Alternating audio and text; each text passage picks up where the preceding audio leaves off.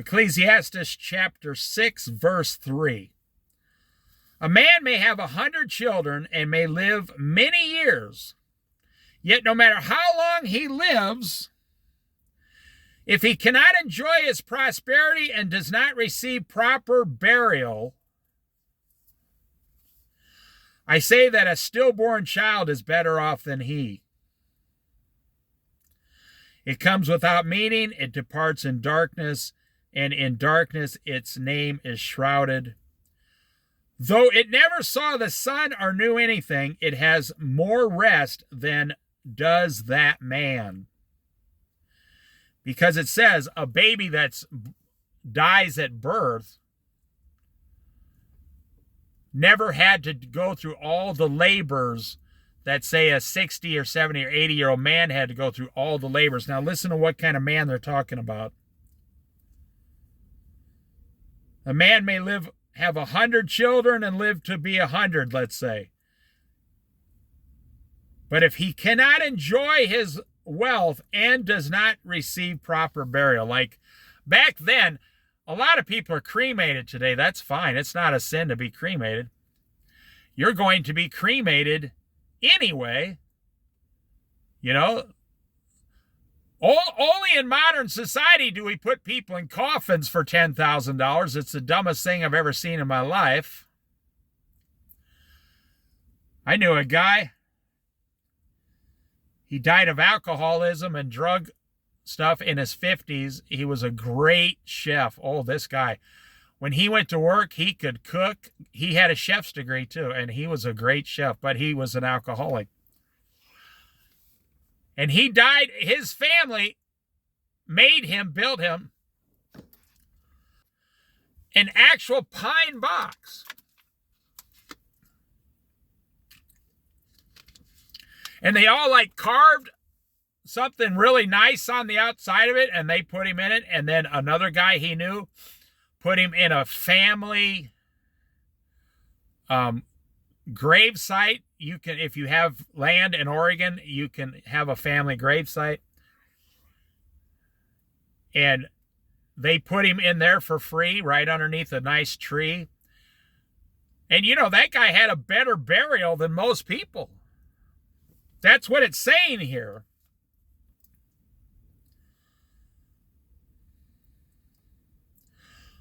Though it never saw the sun or knew anything, it had more rest than that man does. Even if he lives 1,000 years, twice over, but fails to enjoy his prosperity. Do not all go to the same place. All die and return to the dust, unless you're raptured in the next few years. Now listen. I see a lot of men, they have like 30 guns and rifles in their house. They have like 65 pocket knives. They have a 4-wheel drive, a trailer. They got 5 ATVs in their driveway. They got a house. They got a cabin somewhere that they paid off over 20 years next to the river somewhere on, you know, half an acre somewhere, some little fishing hut. I'm talking about like a $30,000 spot. They have so much stuff. You know, I say, how can you enjoy it? And that's what it's saying here.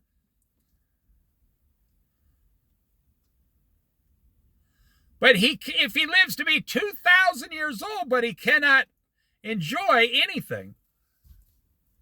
See, that's the thing about Americans. We're in this collecting stage.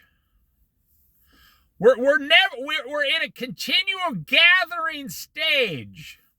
My grandfather had one house. He had a little fishing cabin on a lake an hour away. Well, like 45 minutes away, actually, from his house. He was married to one woman. He had one car. He had 6 or 7 fishing rods from like the 1940s. He didn't even have a boat. He had some tools in the underneath his house. He had some old tools that he accumulated in his life that he'd never get rid of, in like a half basement crawl space. He was completely debt free. And he worked, and he lived to be like almost 80 years old, late 70s. And he only worked with his hand as a farm worker. He worked on farms. He was like the third generation of an Irish people that came over to America. So I'm only like the fifth generation of people who came over from Ireland. Which you think about, they came over in the early 1800s, and my grandpa was born in the late 1800s, and I was born in the 1960s too, so I'm only like the fifth or sixth generation of people that came from Ireland. But my other side was Norwegian, so the same thing. You were probably the same thing. I mean, these people all came to America in the early 1800s. A lot of them came in the early 1900s, through New York. But now listen, do not all go to the same place. Okay, let me talk about this. I knew a guy who lived in an old 1975 Dodge van. His wife left him. He was on Social Security. He had plenty of money. He had like $100,000 from when they got divorced.